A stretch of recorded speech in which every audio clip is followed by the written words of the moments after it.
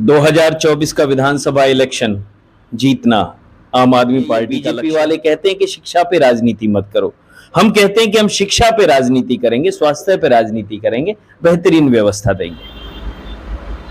नमस्कार, मैं उपकार चौहान, आप देख रहे हैं खबरदार पलवल। आपको बता दें कि आम आदमी पार्टी ने अपनी चुनावी प्रक्रिया तेज कर दी है, जिसके तहत हथीन में उनकी एक रैली होने जा रही है। जानते हैं आम आदमी पार्टी के जिला अध्यक्ष चंद्रशेखर रावत से कि किस तरह की रैली का आयोजन किया गया है, कितने आदमी वहां पहुंचेंगे और कौन वहां पर मुख्य वक्ता के रूप में आ रहे हैं।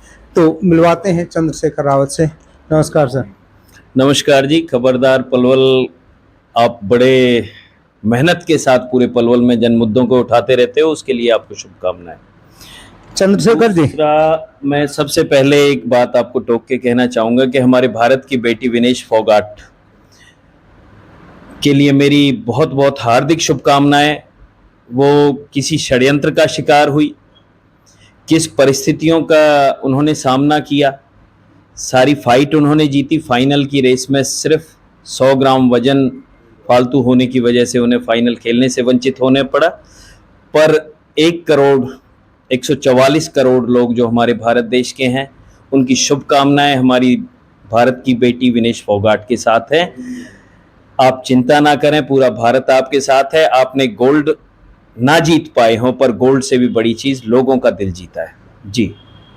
किस तरह की रैली रहने वाली है, क्योंकि अब चुनावी समय चल रहा है और लोग इधर से उधर भी जा रहे हैं, तो आपकी पार्टी का क्या उद्देश्य है और रैली जो हो रही है वह किस तरह की रैली होगी?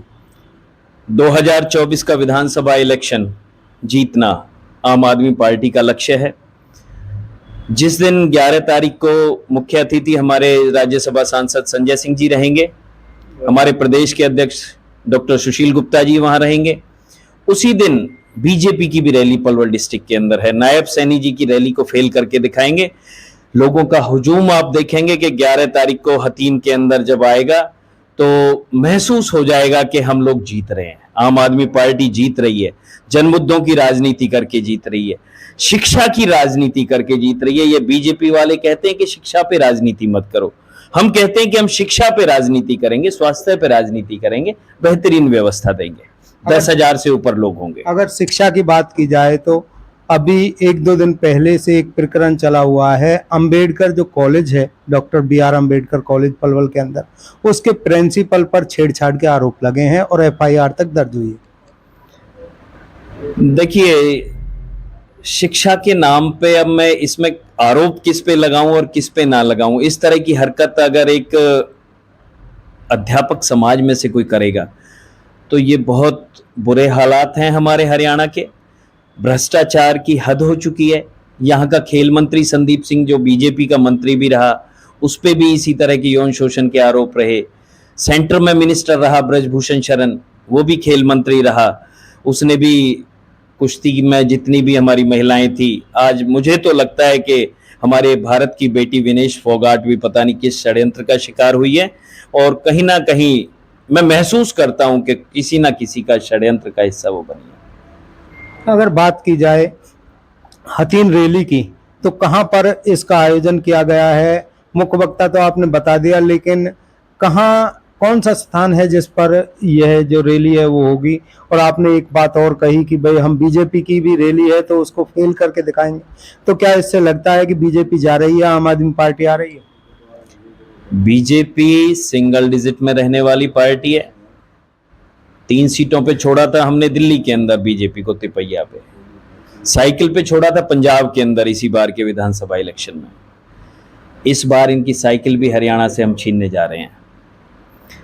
और अब फरीदाबाद की रैली का भी बताता हूं कि हमारी कामयाबी की हद। हमारे यहाँ रैली कामयाब हो गई। सभी को सुनने के बाद इनकी ओछी हरकत किस तरह की थी, बीजेपी वालों ने साड़ियां तक बांटी अपनी रैली में भीड़ इकट्ठी करने के लिए।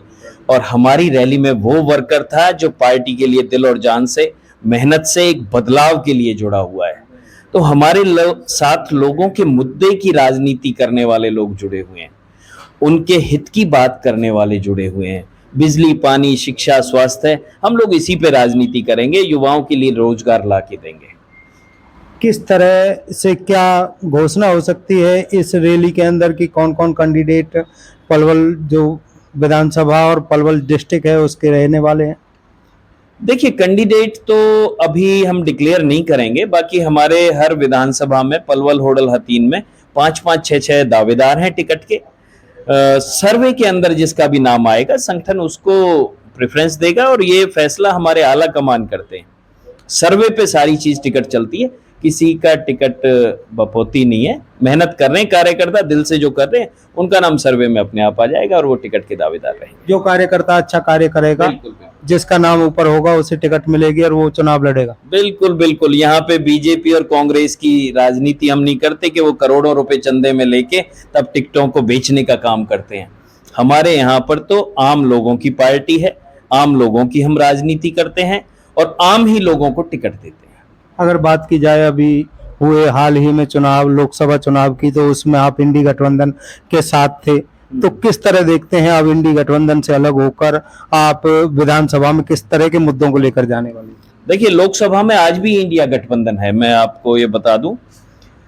और लोकसभा में इंडिया गठबंधन में हम कुरुक्षेत्र की सीट लड़े थे। आज मुझे बड़ा खुशी होता है कि सिर्फ एक सीट हमारे हिस्से में आई, पर 5,13,000 वोट हमने ली। जेजेपी, इनेलो और बसपा की 10 सीट पे लड़ने के बाद भी उतनी वोट नहीं आई जितनी हम लोगों ने एक सीट पे वोट ली। आज इन तीनों पार्टियों का तो कोई यहाँ पे नामो निशान नहीं है। आज अगर टक्कर है थोड़ी बहुत तो हमारी कांग्रेस से टक्कर है। बीजेपी तो हम कहीं भी ये लोगों के दिलों में राज नहीं करती है। बीजेपी को तो लोग हराने के लिए बैठे हैं। सरकार हम निश्चित तौर पे बनाने जा रहे हैं क्योंकि हमारे मुद्दे जन मुद्दे हैं, लोगों के हित से जुड़े हुए मुद्दे हैं। बीजेपी की तरह नहीं कि उसने यहाँ के जवान को अग्निवीर जैसी योजना दे के उनके भविष्य को खराब करने का काम किया है। हम लोग उसको रोजगार देंगे, उसको परिवार को सहारा देंगे। जब जो दो मुद्दे शिक्षा और स्वास्थ्य होता है, ये एक परिवार को कर्जे में लाने का काम करता है आज के वक्त में।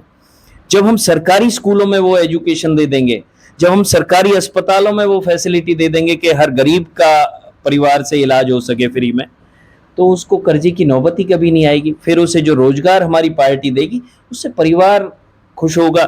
ये स्वस्थ भारत का निर्माण होगा, इसे भारत निर्माण कहेंगे। अगर बात की जाए, आपने कांग्रेस की बात कही, तो कांग्रेस के पास पुराने चेहरे हैं, पुराने लोग हैं और आपके पास नए कार्यकर्ता हैं, उनसे कैसे जूझेंगे? देखिए, जनता बहुत समझदार हो चुकी है। आज कुछ लोग कहते हैं कि ये दबंगों की राजनीति, ये दबंग नेता कौन बनाता है? ये हम जैसे आम लोग इन नेताओं को दबंग बनाते हैं। हमारी वोट की ताकत इन्हें दबंग बनाती है। ये कहां के दबंग है? एक बार इलेक्शन हार जाए इनका चेहरा पीला पड़ जाता है। तो इस बार जो कहते हैं कि दबंगों की राजनीति, उसको आम आदमी खत्म करके दिखाएगा। आम जनमानस की सरकार बनेगी। तो ये थे आम आदमी पार्टी के जिला अध्यक्ष चंद्रशेखर रावत, जिन्होंने बेबाकी से अपनी बात रखी। आगे भी आपको रूबरू कराते रहेंगे। बने रहिए खबरदार पलवल के साथ।